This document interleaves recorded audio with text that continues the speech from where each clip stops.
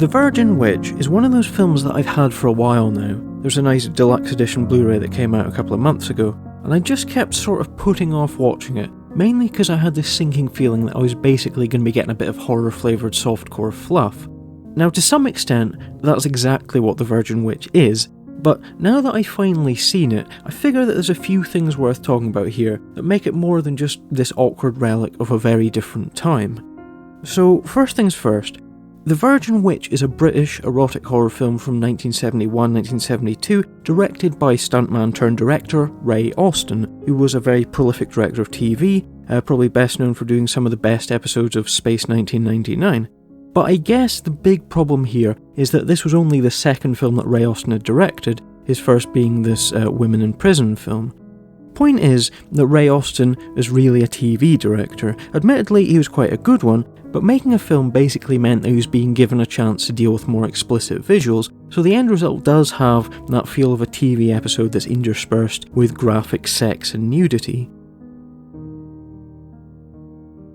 Now, one of the things that I love so much about horror is that respect for the legacy of the genre, how horror fans still keep alive a love for older films, and maybe that's because horror as a genre, compared to something like action or sci-fi where it's a lot more about making things big and glossy, is a lot more about simple style and atmosphere. Horror in general, I think, ages well. Sex films, on the other hand, age terribly, and it's hard to see past just how kind of juvenile a lot of the sex in The Virgin Witch is.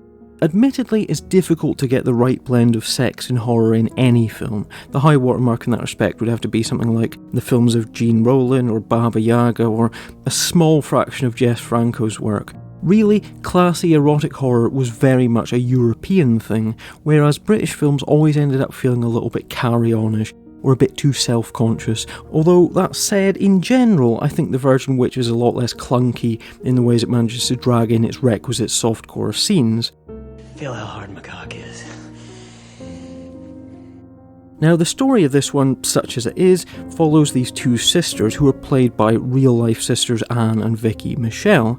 Now, apparently both sisters have since disowned this film, with Anne saying that it was the sort of film that was best forgotten, whilst Vicky Michelle, or should I say Vicky Michelle MBE, future star of Allo Allo, simply refuses point blank to talk about it, which really says a lot.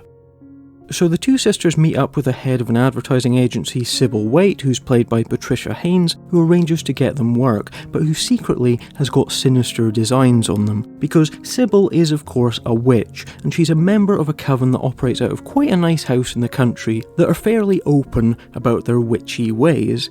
Soon Anne and Vicky Michelle are both drawn into this power struggle as the day of this great ceremony draws closer, with all the various occupants of the house getting hot under the collar and having difficulty keeping their hands off one another. Now, The Virgin Witch comes close to simply not really being that much of a horror film at all. It's closer to something that's sort of folky like The Wicker Man, but it's saved by the fact that Vicky Michelle's got psychic powers of some description, which allow her to turn the tide on Sybil. "She's the girl with the power to turn you on, to turn you off. She'll blow your mind," said one of the film's more lurid taglines. But really, as a horror film, it is slight.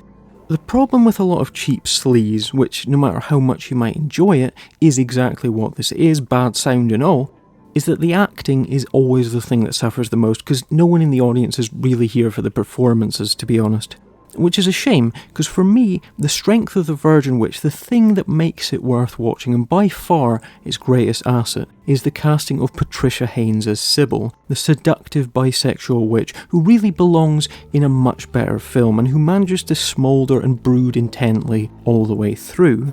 Patricia Haynes is of course probably best known for being Michael Caine's first wife, and it's one of the great tragedies that she died of lung cancer in 1977, because she really was a wonderful actress who could have done so much more. But even though the film itself is really little more than just this faintly ephemeral romp, just the idea of Patricia Haynes as this mesmerising Baba Yaga-esque witch seems like one of the great genre ideas of the 70s, and it's just a shame that she's not given a better film to strut her stuff in, that this just simply isn't one of those great, sumptuous, meticulously sensual Eurosleaze epics, but is instead just this fairly flabby and vague British exploitation piece. I think it's still fairly entertaining, although to modernise the lengthy sex ritual scenes are hard work and are just fundamentally silly rather than sexy. In fact, I think any kind of satanic ritual in films, more often than not, just comes across as kind of po-faced and ludicrous anyway. But The Virgin Witch has got enough in it that it's better than it should be, that I can forgive it its shoddier aspects and overlook its low-budget feel. Sitting through 70s softcore can be tough, admittedly, especially when it's as workmanly handled as it is here, so I can see that this won't be for everyone. I think it's probably about a 5.5 out of 10 overall if I had to rate it. Some interesting ideas, brilliant lead performance from Patricia Haynes, some sense of style and atmosphere on the plus, a terrible sense of pacing, very little plot development, and incredibly stagnant and unerotic sex scenes against it. Weirdly though, the deluxe edition comes with a reprint of this tie-in novelisation of the film. Now, I think that's a really cool idea in theory.